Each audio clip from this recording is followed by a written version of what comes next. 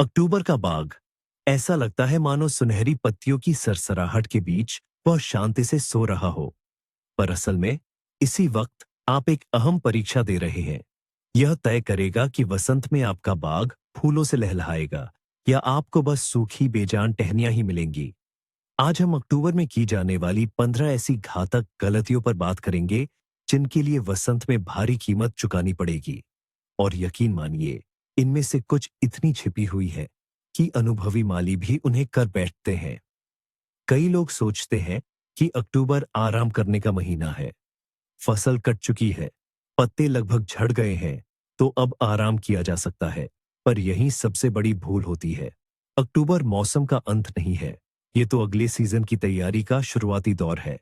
जो कुछ भी आप अभी करेंगे या इसके विपरीत नहीं करेंगे, वह पूरे अगले साल के लिए आपके बगीचे के स्वास्थ्य, शक्ति और सुंदरता की नींव रखेगा। यह एक निर्णायक महीना है जो सपनों के बगीचे को वसंत की मायूसी से बचाता है। तो आइए बात करते हैं पहली गलती की, जिसके लिए आपका बगीचा आपको कभी माफ नहीं करेगा। आपने जरूर यह सलाह सुनी होगी, गिरी हुई पत्तियों को मत हटाओ। यह तो प्राकृतिक मल्चिंग और खाद का काम करती है। सुनने में बहुत सही लगता है ना? लेकिन क्या होगा अगर मैं आपको बताऊं कि इस सलाह को मानना आपके पूरे बगीचे की सेहत बिगाड़ सकता है। और यह मैं कोई बढ़ा चढ़ाकर बात नहीं कह रहा। आइए सच का सामना करते हैं। सेब, नाशपाती, चेरी, गुलाब और यहां तक कि फ्लॉक्स के पत्तों पर भी गर्मियों में बड़ी संख्या में बीमारियों के कारक जमा हो जाते हैं। स्कैब, पाउडरी मिल्ड्यू, कोकोमाइकोसिस, एंथ्रेक्नोज, ये सभी डरावने नाम फफूंद और बैक्टीरिया को ही दर्शाते हैं। और अफसोस की बात है कि ये ठंड से मरते नहीं हैं। गिरी हुई पत्तियां उनके लिए कब्र नहीं, बल्कि एक आरामदायक सर्दियों का घर होती है। वे इस पत्तों की परत में आराम से सर्दियां बिताते हैं, ताकि वसंत में पहली गर्मी और बारिश के साथ उनके बीजाणु पूरे बगीचे में फैल जाए और नए कोमल पत्तों को संक्रमित कर दें। आप फफूंद नाशकों पर पैसे और उपचार पर समय खर्च करते रहेंगे, जबकि वसंत में होने वाली इस बीमारी का कारण आपके पैरों के ठीक नीचे पड़ा होगा। जाहिर है, हम मुख्य रूप से बीमार पत्तियों की ही बात कर रहे हैं। लेकिन हम में से कौन ऐसा कह सकता है कि उसका बगीचा पूरे मौसम में पूरी तरह स्वस्थ रहा? शायद कोई नहीं। यही तो बात है। इसलिए अगर आप वसंत में बीमारियों से बेवजह नहीं जूझना चाहते, तो फलों के पेड़ों और बीमार सजावटी पौधों के नीचे से गिरी हुई सभी पत्तियों को बिना किसी दया के हटा देना चाहिए। आप क्या करते हैं? क्या आप पत्तियां हटाते हैं या इसे एक बेकार का काम मानते हैं? कमेंट्स में जरूर बताइए। मुझे जानने में बहुत खुशी होगी। रुकिए, इतनी जल्दी रैक लेकर अपने बगीचे को चमकाने मत दौड़िए। अभी अभी मैंने आपको बीमार पत्तियों के खतरों के बारे में बताया था, लेकिन अब मैं कुछ ऐसा कहने जा रहा हूं जो इसके बिल्कुल उलट है। अपने बगीचे को बेजान और पूरी तरह साफ सुथरा मैदान बनाने की कोशिश में आप एक और उतनी ही बड़ी और कपटपूर्ण गलती कर बैठते हैं। यह वह दूसरी अति है जिसमें पड़ना बहुत आसान है।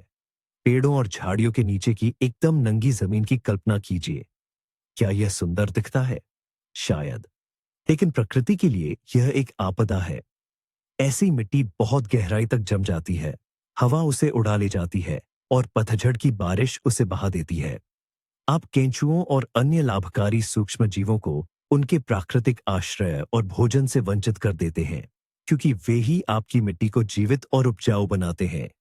और एक बात, लेडी बग्स, ग्राउंड बीटल और अन्य लाभकारी कीट जो वसंत में माहू, एफिड्स के खिलाफ आपकी पहली रक्षा पंक्ति बनेंगे, वे कहां सर्दी काटेंगे? सही कहा, उन्हें आपके साफ सुथरे बेजान हिस्से में छिपने की जगह ही नहीं मिलेगी। तो याद रखिए, पत्तियां सिर्फ वहीं हटाइए जहां यह बेहद जरूरी हो, यानी फलदार और बीमार पौधों के नीचे। लेकिन स्वस्थ सजावटी झाड़ियों के नीचे, बारहमासी पौधों वाले फूलों के बिस्तरों में स्वस्थ पत्तियों की एक पतली परत एक मुफ्त और सबसे बेहतरीन सर्दियों का कंबल होती है। तो आप किस खेमे से हैं?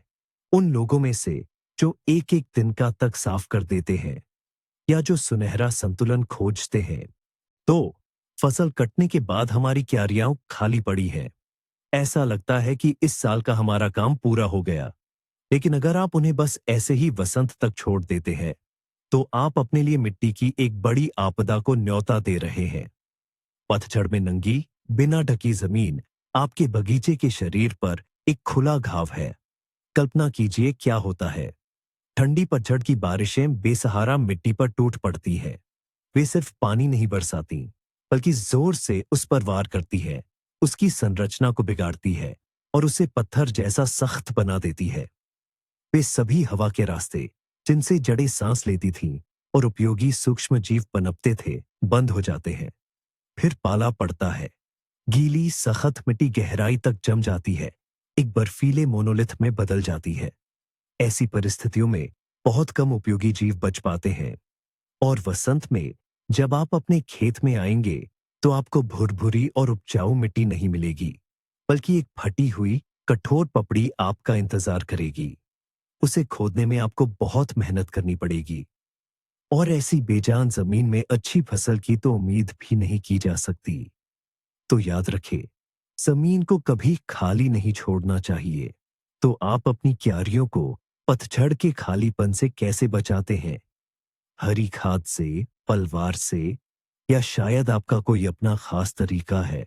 यह गलती पिछली से काफी जुड़ी हुई है और इसे वसंत की जल्दबाजी कहते हैं। कई माली सोचते हैं, शरद ऋतु में खाद या गोबर क्यों डालना? वैसे भी बारिश से तो सब बह जाएगा। इससे बेहतर है कि मैं ये काम वसंत में बुवाई से ठीक पहले करूं। और ये सबसे बड़ी गलतफहमियों में से एक है, जो आपका समय और मिट्टी की उपजाऊपन दोनों चुरा लेती है। एक सीधी सी बात समझे, जैविक खाद इंस्टेंट कॉफी नहीं है। इसे तैयार होने में समय लगता है। जब आप शरद ऋतु में खाद डालते हैं, तो आप एक धीमी लेकिन बहुत महत्वपूर्ण प्रक्रिया शुरू करते हैं। केंचुए और सूक्ष्म जीव फौरन अपना काम शुरू कर देते हैं। पतझड़ और सर्दियों के लंबे महीनों में वे जैविक पदार्थ को पूरी तरह से पचा लेते हैं, उसे मिट्टी की परत में समान रूप से फैला देते हैं और पौधों के लिए सुलभ पोषक तत्वों में बदल देते हैं। पतझड़ में खाद डालना आटे में खमीर डालने जैसा है। आप मिट्टी को वो सब कुछ देते हैं ताकि वसंत तक वह उपजाऊ, जीवंत और शक्ति से भरपूर हो जाए। वहीं वसंत में जब समय की हमेशा किल्लत होती है, आपको बस क्यारियों को हल्का सा ढीला करके बुवाई करनी होगी। और यदि आप इसे वसंत के लिए टाल देते हैं, तो ताजा जैविक खाद पौधों के सक्रिय विकास से पहले पूरी तरह से काम करना शुरू नहीं कर पाएगी। वह एक बेजान बोझ बनकर पड़ी रहेगी और आपके पौधे भूखे मरेंगे। आप किस पक्ष में हैं? खाद पतझड़ में डालते हैं या सब कुछ वसंत के लिए छोड़ देते हैं? अक्टूबर के महीने में कई बागवानों के हाथों में एक अजीब सी खुजली होने लगती है। आप प्रूनर उठाते हैं, फैली हुई झाड़ी को देखते हैं और सोचते हैं, अभी मैं इसे सुंदर बना देता हूं, रुकिए। सफाई करने की यही इच्छा आपके पौधों के लिए असल में एक बड़ी मुसीबत बन सकती है। पतझड़ में ज्यादा छंटाई, प्रूनिंग करना सबसे विनाशकारी गलतियों में से एक है। समझिए, किसी भी पौधे के लिए डाली काटना एक आदेश की तरह है। एक आदेश की बढ़ो, पौधा तुरंत अपनी सारी ऊर्जा लगा देता है ताकि सोई हुई कलियों को जगा सके और कटे हुए हिस्से से ठीक नीचे नई कौंपलें निकाल सके। वसंत में हमें बिल्कुल यही चाहिए, लेकिन अक्टूबर में यह एक आपदा है। ये नई कोमल कौंपलें शारीरिक रूप से इतनी जल्दी परिपक्व होकर कठोर नहीं बन पाएंगी। पाला पड़ने से पहले पहली ही ठंडी रात में वे काले पड़ जाएंगे और मर जाएंगे। तो नतीजा क्या होगा? पौधे ने अपनी कीमती ऊर्जा, जो उसने पूरे जाड़े के लिए बचाकर रखी थी, पूरी तरह से बर्बाद कर दी। वह कमजोर होकर झाड़ी में जाएगा, उन जख्मों के साथ जो अभी तक भरे नहीं हैं, और ठंड में वे जख्म संक्रमण के लिए रास्ते बन जाते हैं। तो किस तरह की छंटाई की जा सकती है? केवल साफ सफाई वाली। यदि आपने हवा से टूटी हुई डाली देखी है, तो बेझिझक उसे काट दीजिए। यदि स्पष्ट रूप से सूखी या बीमार डाली दिखाई दे, तो बिना अफसोस के उसे हटा दीजिए। लेकिन कोई भी आकार देने वाली या नई जान डालने वाली छंटाई वसंत तक टाल दीजिए। बताइए, क्या आप उनमें से हैं जो पतझड़ में झाड़ियों को काटना पसंद करते हैं या धैर्य से वसंत के आने का इंतजार करते हैं? आइए पिछली बात को एक ऐसे उदाहरण से समझते हैं जो बसंत ऋतु में किसी भी फूल प्रेमी माली का दिल तोड़ देगा। कल्पना कीजिए, आप पूरे जोश में अक्टूबर के महीने में अपनी लीला, लाइलैक, फोर्सिथिया, फोर्साइथिया या ड्यूशिया, डॉइट्सिया जैसी झाड़ी को अच्छी तरह से छांटकर छोटा करते हैं। आप अपनी मेहनत से संतुष्ट होते हैं और झाड़ी भी साफ सुथरी दिखती है, लेकिन बसंत में वह बिल्कुल खाली खड़ी है, एक भी फूल नहीं। क्या यह स्थिति आपको जानी पहचानी लगती है? इसका राज यह है कि ये सभी सुंदर बसंत में खिलने वाली झाड़ियां एक अद्भुत काम करती हैं। वे अगले साल के लिए फूलों की कलियां बसंत में नहीं, बल्कि गर्मियों के बीच में ही इसी साल के नए तनों पर विकसित करना शुरू कर देती है। पूरी गर्मियों के अंत और पतझड़ में ये कलियां पकती हैं और सर्दियों की निष्क्रियता के लिए तैयार होती है। तो जब आप अक्टूबर में अपना सेक्टर प्रूनिंग शेयर्स उठाते हैं, तो आप क्या करते हैं? आप अपने ही हाथों से एक एक टहनी करके अपनी सारी आने वाली फूलों की शोभा को काट डालते हैं। आपके सेक्टर से निकली हर कट की आवाज एक घने गुलबकावली के गुच्छे का कम होना, एक सुनहरी फोर्सिथिया की टहनी का कम होना। आप शाब्दिक रूप से अगली बसंत के सारे फूलों को खाद के ढेर में फेंक देते हैं। तो सुनहरा नियम याद रखिए, वे झाड़ियां जो बसंत और गर्मियों की शुरुआत में खिलती है, उनकी छंटाई हमेशा फूल आने के तुरंत बाद ही करनी चाहिए। और पतझड़ में आप उनके पास केवल टूटी हुई शाखाओं को हटाने के लिए जा सकते हैं। क्या आप में से कोई इस गलती का शिकार हुआ है? क्या आपने अनजाने में ऐसी भूल की है? कृपया हमें बताएं। यह जानकारी सबके लिए बहुत उपयोगी होगी। गुलाब बगीचे की रानी है, लेकिन अफसोस, अक्टूबर में की गई हमारी कई गलतियों का शिकार अक्सर यही खूबसूरत फूल बन जाता है। एक आम गलतफहमी जो पूरे देश में हजारों गुलाबों को बर्बाद कर देती है, वह यह है, जितनी जल्दी आप उन्हें ढक देंगे, वे उतनी ही बेहतर ढंग से सर्दी काटेंगे। ये सरासर गलत और खतरनाक भी है। सर्दी के लिए बहुत जल्दी और बहुत ज्यादा तैयारी करने से गुलाबों में सड़न पैदा हो जाती है। कल्पना कीजिए, बाहर अभी भी गर्म धूप वाला अक्टूबर है। आपने अपने गुलाब को पहले ही काट दिया है और उसे कई परतों वाले स्पिनर में सावधानी से लपेट दिया है। इस कोकून के अंदर क्या होता है? तापमान बढ़ता है, नमी बढ़ती है। ये फंगल बीमारियों के पनपने के लिए आदर्श स्थिति है। लेकिन सबसे डरावनी बात कुछ और है। गर्मी में रहने के कारण पौधे को ठंड आने का संकेत नहीं मिलता। यह कठोर नहीं हो पाता, इसकी टहनियां ठीक से परिपक्व नहीं हो पाती, और जब असली पाला पड़ता है तो ऐसा बिना तैयारी वाला गुलाब पूरी तरह से बेबस हो जाता है। यह पाले से नहीं, बल्कि आपकी समय से पहले की गई देखभाल से मर जाता है। इसलिए याद रखें, गुलाबों की कटाई और उन्हें ढकने में जल्दबाजी न करें। स्थिर, हल्के पाले का इंतजार करें, कम से कम -5 डिग्री सेल्सियस तक। पौधे को ठंड महसूस होने दें और उसे समझने दें कि अब सोने का समय है। हल्का पाला गुलाबों को नुकसान नहीं पहुंचाता, बल्कि उन्हें और मजबूत बनाता है। आप अपने गुलाबों को कब ढकना शुरू करते हैं? क्या आप पाले का इंतजार करते हैं या कैलेंडर के हिसाब से काम करते हैं? ये गलती आपके बगीचे को तो कोई नुकसान नहीं पहुंचाएगी, पर हाँ, आपकी बसंत की सारी खुशी जरूर गायब हो जाएगी। अक्टूबर का महीना भाग दौड़ में बीत जाता है। कटाई, छंटाई, तैयारी, और तभी आपको याद आता है, अरे, मैं तो ट्यूलिप लगाना भूल ही गया। और तब तक नवंबर आ चुका होता है। जमीन हल्की ठंड से जमने लगती है और कुछ भी करने का वक्त निकल चुका होता है। फिर आती है बसंत। पड़ोसियों के बगीचों में चमकीले क्रोकस के फूलों की क्यारियां खिल उठती हैं। उनके बाद लाल पीले ट्यूलिप जल उठते हैं और हवा में हैसिंथ और नरगिस की खुशबू भर जाती है। और आपका बगीचा, वो अभी भी फीका और उदास नजर आता है। जहां दूसरों के आंगन में जिंदगी का जश्न धूम मचा रहा होता है, वहीं आपके यहां सब कुछ अभी अभी अंगड़ाई ले रहा होता है। यकीन मानिए, ये बहुत दुखद होता है।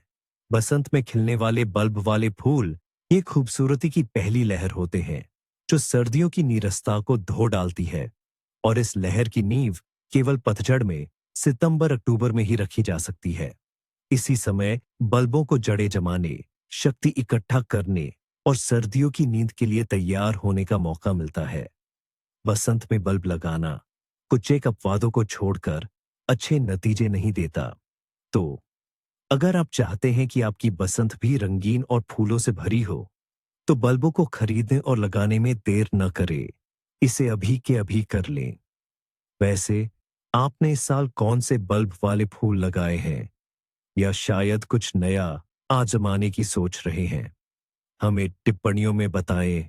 आज हम एक ऐसी गलती की बात करेंगे जो लगभग हर कोई करता है, यहां तक कि बहुत अनुभवी माली भी। हमें लगता है कि पतझड़ का मौसम यानी बारिश का मौसम, और अब पौधों को पानी देने की कोई जरूरत नहीं है। कुदरत अपना काम खुद कर लेगी। लेकिन यही सोच आपके सबसे कीमती और प्यारे पौधों, खासकर शंकुधारी पौधों के लिए जानलेवा साबित हो सकती है। इस घटना को पतझड़ का सूखा कहा जाता है और ये गर्मियों के सूखे से कहीं ज्यादा खतरनाक होता है। अक्टूबर में अक्सर मौसम सूखा और तेज हवा वाला होता है। पेड़ों से पत्ते झड़ चुके होते हैं और हमें लगता है कि अब नमी वाष्पित करने के लिए कुछ बचा ही नहीं है। लेकिन ऐसा नहीं है। पौधे लगातार सांस लेते रहते हैं। उनकी जड़ प्रणाली अभी भी सक्रिय होती है और सर्दियों की तैयारी कर रही होती है। और अगर मिट्टी में नमी की कमी हो, तो जड़ें जरूरी पानी का भंडार जमा नहीं कर पाती। खासकर सदाबहार पौधे जैसे थूजा, जुनिपर, स्प्रूस और रोडोडेंड्रॉन इससे बुरी तरह प्रभावित होते हैं। ये अपनी सुइयों और पत्तियों से पूरी सर्दी नमी वाष्पित करते रहेंगे, यहां तक कि कड़ाके की ठंड में भी। और अगर आपने पतझड़ में उन्हें ठीक से पानी नहीं दिया, तो वे निर्जलित होकर सर्दियों में चले जाएंगे। बसंत में आपको एक दुखद नजारा देखने को मिलेगा। पत्तियां पीली पड़ चुकी होंगी और झड़ रही होंगी। पौधा ऐसा लगेगा जैसे जल गया हो। यही पतझड़ के सूखे का परिणाम होता है। इसलिए हमेशा याद रखें, अगर अक्टूबर में मौसम सूखा रहता है, तो अपने पौधों को भरपूर और गहराई तक पानी जरूर दें।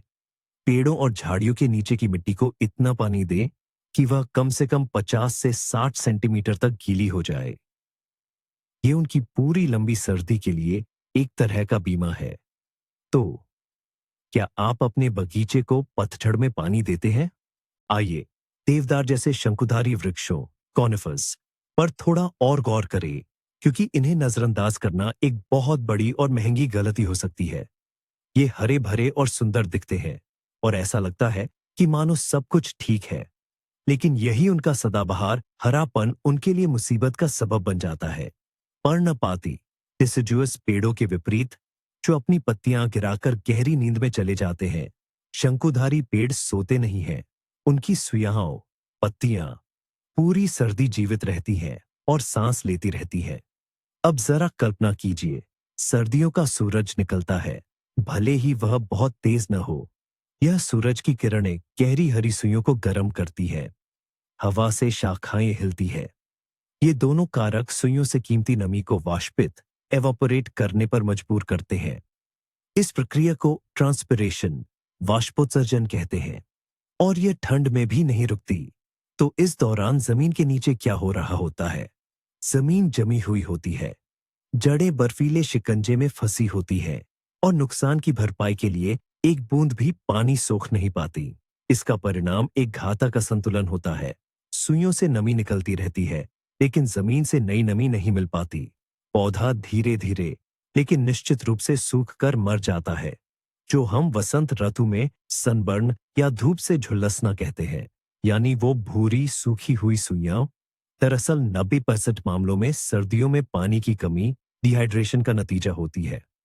और इसे रोकने का एकमात्र तरीका है वह भरपूर शरद ऋतु की सिंचाई, जिसे वसंत से पहले का पानी, डीप वाटरिंग भी कहते हैं। यह जमीन की गहरी परतों में पूरी सर्दी के लिए पानी का भंडार बना देता है। क्या आपने कभी अपनी थूजा या जुनिपर झाड़ियों को वसंत में ऐसे जलते या झुलसते देखा है? अब आप जान गए होंगे कि इसकी वजह क्या हो सकती है।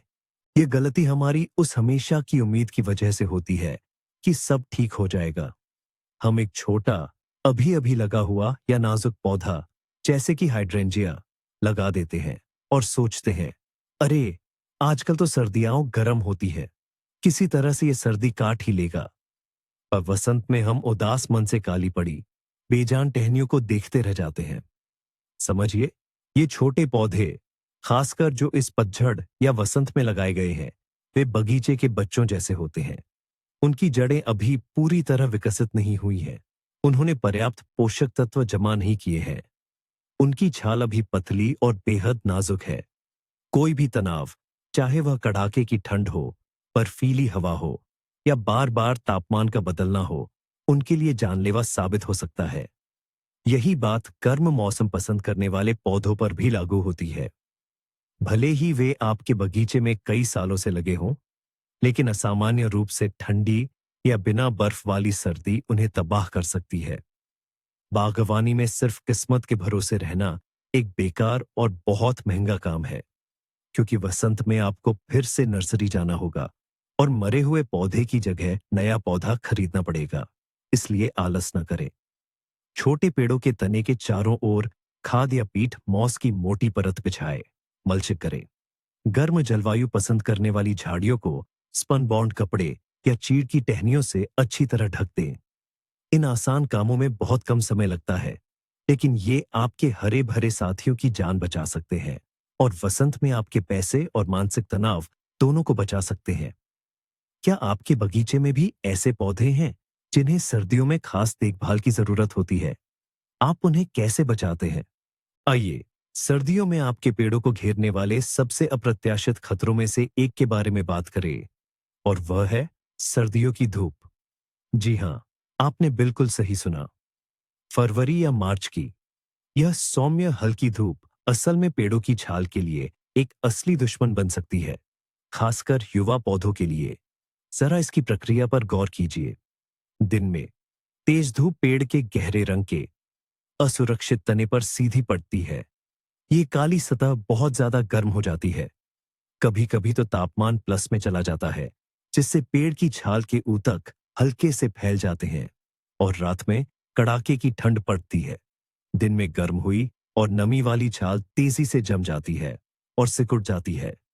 तापमान के इस अचानक बदलाव को वह सहन नहीं कर पाती और फट जाती है, जिससे गहरी लंबी दरारें पड़ जाती हैं। इन बदसूरत जख्मों को फ्रॉस्ट क्रैक्स या शीत दरारें कहते हैं। और ये सिर्फ एक मामूली दिखावटी नुकसान नहीं है, बल्कि यह फफूंद, बैक्टीरिया और बीजाणुओं जैसे तमाम तरह के संक्रमणों के लिए खुला निमंत्रण है। वसंत में कमजोर पड़ा पेड़ अपनी ऊर्जा बढ़ने के बजाय बीमारियों से लड़ने में लगाएगा, और इस समस्या का समाधान अपनी सादगी में अद्भुत है। वह है शरद ऋतु में तनों पर सफेदी करना, चूना लगाना। सफेद रंग सूर्य की किरणों को परावर्तित करता है, जिससे छाल ज्यादा गर्म नहीं हो पाती। जब ज्यादा गर्मी नहीं होगी, तो तापमान में अचानक गिरावट भी नहीं आएगी। इसके अलावा सफेदी में आमतौर पर कॉपर सल्फेट, नीला थौथा भी मिला होता है, जो छाल को अतिरिक्त रूप से कीटाणु रहित करता है। तो क्या आप भी अपने पेड़ों पर शरद ऋतु में सफेदी करते हैं, या इसे पुराने जमाने की बात मानते हैं? अब आते हैं लॉन पर। लगता है घास बगीचे की सबसे सीधी सादी चीज है, पर यहां भी एक ऐसी गलती हो सकती है जो वसंत में आपका सारा मूड खराब कर देगी। और वह गलती है अपने लॉन को बिना काटे लंबा ही बर्फ में छोड़ देना। कई लोग सोचते हैं घास जितनी लंबी होगी, उसे सर्दी में उतनी ही ज्यादा गर्मी मिलेगी। ये सरासर गलत है। लंबी बढ़ी हुई घास बर्फ के वजन से दबकर, चिपककर एक घनी मोटी परत बना लेती है। और इस परत के नीचे क्या होता है? वहां गर्माहट होती है, नमी होती है और हवा लगभग न के बराबर होती है। यह फंगल बीमारियों के पनपने के लिए एक आदर्श वातावरण बन जाता है। इनमें सबसे आम है स्नो मोल्ड या बर्फीली फफूंदी। वसंत में जब बर्फ पिघल जाएगी, तो आप अपनी हरी भरी लॉन पर दबी हुई चिपचिपी घास के सलेटी या गुलाबी रंग के बदसूरत धब्बे देखेंगे। यही उस फंगस का काम है। इन पैचेस को ठीक करने के लिए आपको बहुत मेहनत करनी पड़ेगी। इन्हें कंघी से साफ करना होगा, हवा देनी होगी और फंगस नाशक दवाओं का छिड़काव करना होगा। पर इन सब से बचा जा सकता था। सुनहरा नियम यह है, लॉन की आखिरी कटाई सर्दियों की पहली तेज ठंड पड़ने से लगभग 2 हफ्ते पहले कर लेनी चाहिए। घास की ऊंचाई लगभग 5 से 7 सेंटीमीटर रहनी चाहिए। यह इतनी होनी चाहिए कि घास कमजोर न पड़े, पर इतनी लंबी भी नहीं कि बर्फ के नीचे दबकर चिपक जाए। तो क्या आपने इस सीजन में अपने लॉन की आखिरी कटाई कर ली है? लॉन की देखभाल पर बात करते हुए एक और बेहद जरूरी प्रक्रिया है जिसका जिक्र करना जरूरी है, लेकिन जिसे कई लोग अक्सर नजरअंदाज कर देते हैं। यह है शरद ऋतु में खाद डालना। और यहां बात सिर्फ ये नहीं है कि जो भी खाद आपके स्टोर रूम में पड़ी हो, उसे घास पर ऐसे ही बिखेर दिया जाए। वसंत और शरद ऋतु में खाद डालने की प्रक्रियाएं एक दूसरे से पूरी तरह भिन्न होती है। वसंत और गर्मी के मौसम में हम ज्यादा नाइट्रोजन वाली खाद का इस्तेमाल करते हैं। नाइट्रोजन घास के लिए एक ग्रोथ बूस्टर का काम करता है। यह घास को तेजी से ऊपर की ओर बढ़ने में मदद करता है और उसे गहरा हरा रंग देता है। लेकिन अगर आप ऐसी खाद अक्टूबर में डालेंगे, तो आप ठंड पड़ने से ठीक पहले नई और नाजुक घास को तेजी से बढ़ने के लिए उकसाएंगे। वह मजबूती नहीं पकड़ पाएगी और सर्दियों में उसका खत्म होना तय है। यह लॉन के लिए बस बेकार की मेहनत और ऊर्जा की बर्बादी होगी। लेकिन शरद ऋतु में लॉन को बिल्कुल अलग तत्वों की जरूरत होती है, फॉस्फोरस और पोटेशियम। पोटेशियम घास की ठंड सहने की क्षमता को बढ़ाता है, उसे बीमारियों से लड़ने और विपरीत मौसम तनाव का सामना करने में मदद करता है। जबकि फॉस्फोरस जड़ों के तंत्र रूट सिस्टम के विकास को बढ़ावा देता है। और मजबूत स्वस्थ जड़ें ही इस बात की गारंटी है कि वसंत में आपका लॉन तेजी से एक साथ हरियाली से भर उठेगा और सक्रिय रूप से बढ़ने लगेगा। इसलिए दुकानों में शरद ऋतु के लिए या ऑटम फर्टिलाइजर लिखी विशेष खाद ढूंढे। इनमें पौधों की सर्दियों से पहले की जरूरतों के हिसाब से फॉर्मूला संतुलित होता है। कम नाइट्रोजन, ज्यादा फॉस्फोरस और पोटेशियम। ऐसी खाद डालना लंबी सर्दियों से पहले इंसान के लिए विटामिन कॉम्प्लेक्स लेने जैसा है। क्या आप पतझड़ शरद में अपने लॉन को खाद देते हैं या सिर्फ वसंत की खाद से ही काम चलाते हैं? आइए अब लॉन से हटकर फूलों की क्यारियों की बात करते हैं। अक्टूबर की गहमा गहमी में हम अक्सर अपने बहुवर्षीय पौधों को देखते हैं और सोचते हैं, वाह, कितने घने और हरे भरे हो गए हैं ये। और फिर उन्हें इसी तरह सर्दियों के लिए छोड़ देते हैं। लेकिन बसंत आने पर हम हैरानी से देखते हैं कि होस्टा या एस्टिल्बे जैसे पौधों का बीच का हिस्सा कुछ खाली खाली सा लगने लगा है और उन पर फूल भी अब पहले जैसे भरपूर नहीं आ रहे हैं। असल में ज्यादातर बहुवर्षीय पौधे समय के साथ पुराने होते जाते हैं। उनके राइजोम, कंदमूल फैलते जाते हैं और उनका सबसे पुराना बीज का हिस्सा धीरे धीरे खराब होकर मर जाता है, जबकि नए और मजबूत अंकुर किनारों से निकलते हैं। नतीजतन झाड़ी बीज से खाली होकर फैल जाती है और अपनी सुंदरता तथा मजबूती खो देती है। ऐसे फैल चुके पौधों को फिर से जवान करने के लिए अक्टूबर का महीना ही सबसे आदर्श समय है। मिट्टी अभी भी पर्याप्त गर्म होती है और पौधों के नए टुकड़ों डिवीजन को पाला पड़ने से पहले जड़ें जमाने के लिए काफी समय मिल जाता है। आप सावधानी से पौधे को खोदकर निकालें और तेज चाकू या फावड़े की मदद से उसे कई हिस्सों में बांट दें। ध्यान रहे कि हर हिस्से में राइजोम का एक स्वस्थ टुकड़ा और कुछ कलियां जरूर हों। पुराने और बीज के खराब हिस्से को फेंक दें और नए व मजबूत टुकड़ों को नई जगहों पर लगा दें। इस तरह आप न केवल अपने पुराने पौधे को फिर से नया जीवन देते हैं, बल्कि मुफ्त में नए पौधे भी तैयार कर लेते हैं। बसंत में जब वैसे ही बागवानी के ढेरों काम होते हैं, तो आपको इसके लिए शायद समय न मिले, लेकिन अभी बिल्कुल सही वक्त है।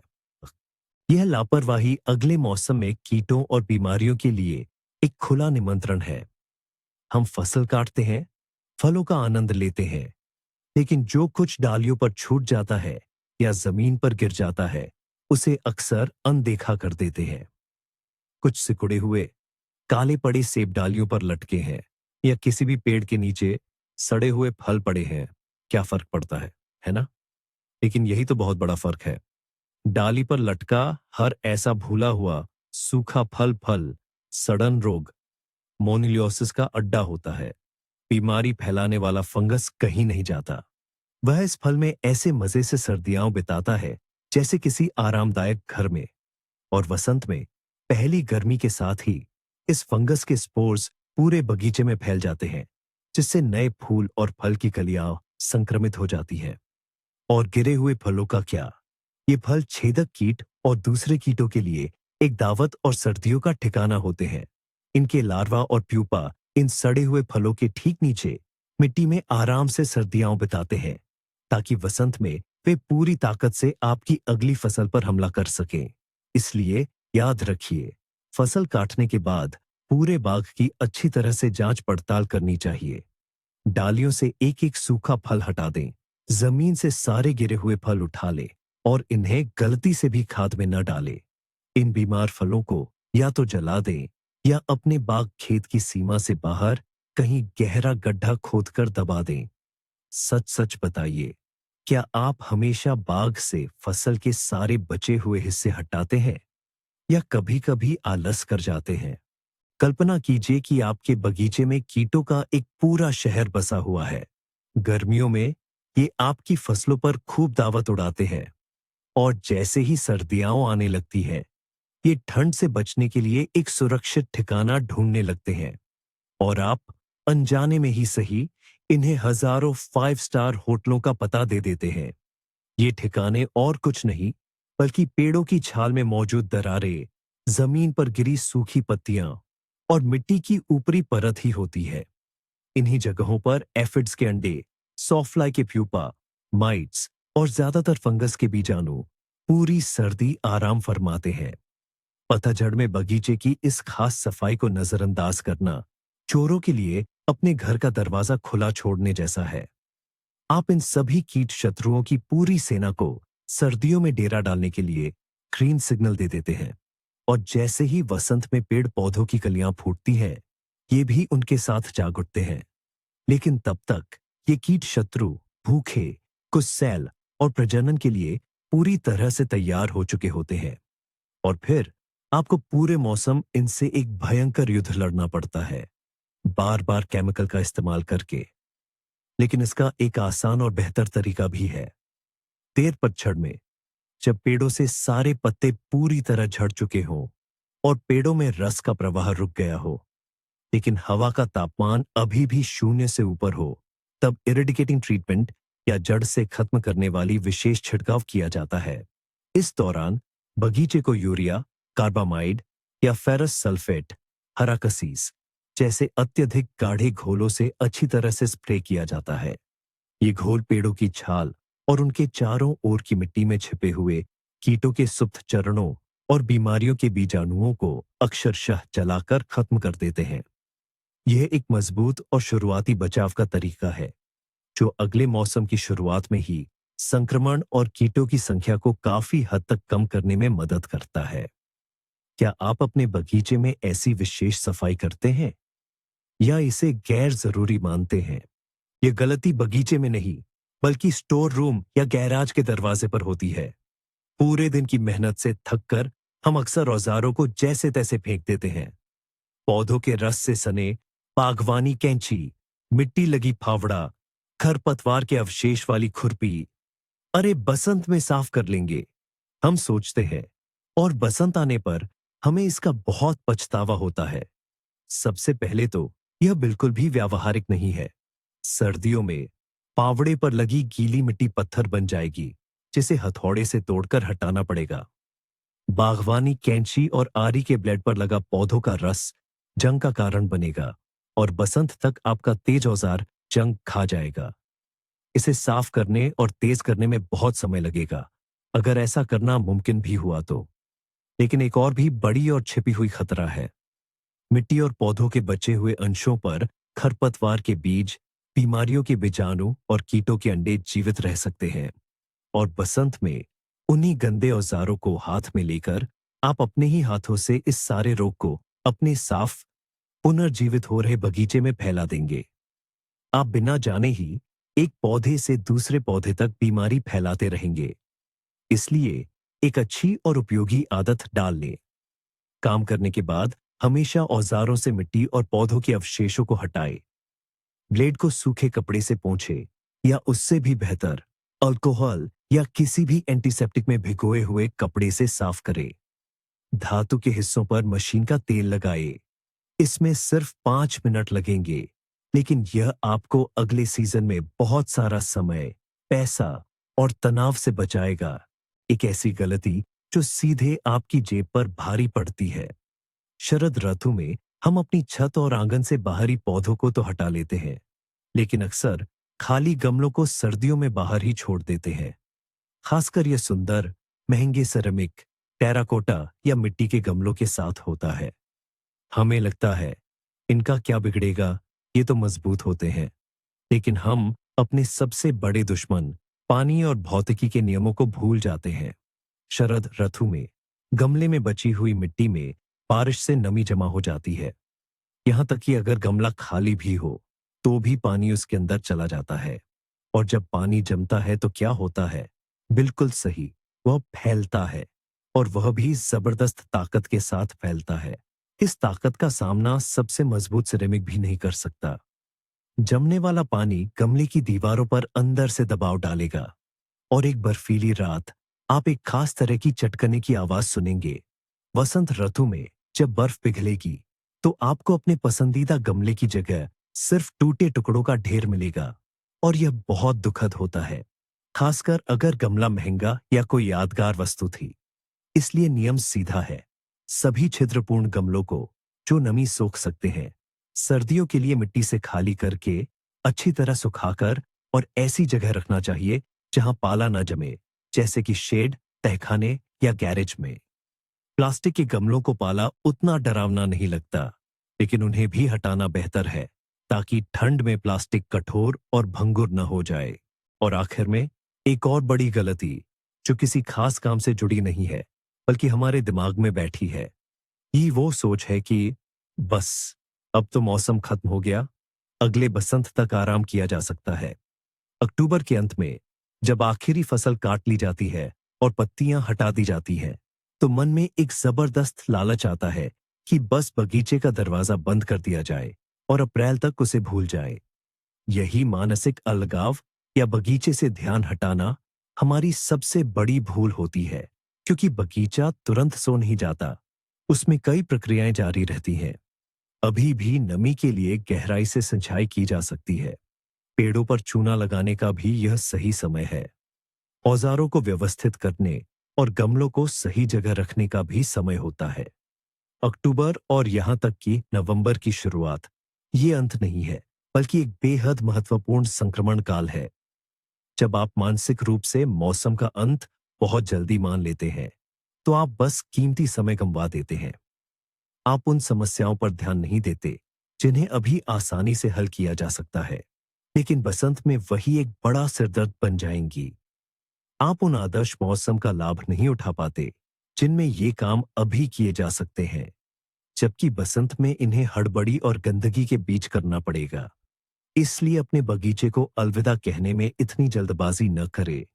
उसमें घूमे, ध्यान से देखे और आगे की योजना बनाए। अक्टूबर को मौसम का अंत नहीं, बल्कि एक नए और भी सफल व खूबसूरत बागवानी वर्ष की तैयारी की शुरुआत समझे। तो आपके लिए बागवानी का मौसम मानसिक रूप से कब खत्म होता है? पहली बर्फबारी के साथ? या आप सर्दियों में भी अपने बगीचे में कुछ ना कुछ काम ढूंढ लेते हैं? लेकिन इन सभी गलतियों में से सबसे भारी कौन सी है? बसंत में सबसे बड़ा झटका तब लगता है जब हमें पता चलता है कि जिस चीज के न उगने का कारण हम खुद हैं, क्योंकि पतझड़ में हमने ही उसके लिए सारी परिस्थितियां पैदा कर दी थीं।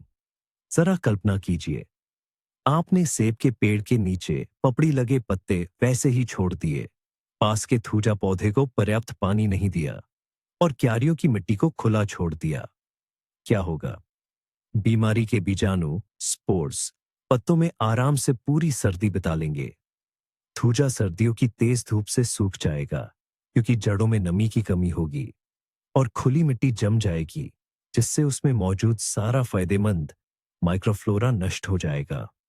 वसंत में आपको सिर्फ 3 अलग अलग समस्याएं नहीं मिलेंगी, बल्कि असफलताओं का एक पूरा सिलसिला, यानी एक के बाद एक कई समस्याएं मिलेगा। एक ऐसी विफलताओं का तंत्र जो आपने खुद अक्टूबर में तैयार किया था। है ना, ये एक चौंकाने वाली बात। एक गलती दूसरी को जन्म देती है। संक्षेप में, अक्टूबर के काम सिर्फ एक रूटीन नहीं है, बल्कि ये आपके बगीचे की आने वाली फसल और उसकी सुंदरता के लिए सबसे फायदेमंद निवेश है। हर एक बीमार सेब को हटाना, शंकुधारी पौधों को दिया गया हर एक लीटर पानी या हर एक लगाया गया ट्यूलिप, ये सब आपके बगीचे के हरे भरे और स्वस्थ भविष्य के लिए एक महत्वपूर्ण निवेश है। यह वीडियो अंत तक देखने के लिए आपका बहुत बहुत धन्यवाद। मुझे उम्मीद है कि यह आपके लिए उपयोगी साबित हुआ होगा। अगर आपको यह पसंद आया तो कृपया इसे लाइक करें और नए वीडियो से अपडेट रहने के लिए चैनल को सब्सक्राइब करना न भूलें। आपने अपने पतझड़ के बगीचे में कौन सी गलतियां की है, या हो सकता है कि आपके पास सर्दियों की तैयारी के लिए कोई खास सुझाव या लाइफ हैक हो। हमें कमेंट्स में जरूर बताइए, हमें पढ़कर बहुत अच्छा लगेगा।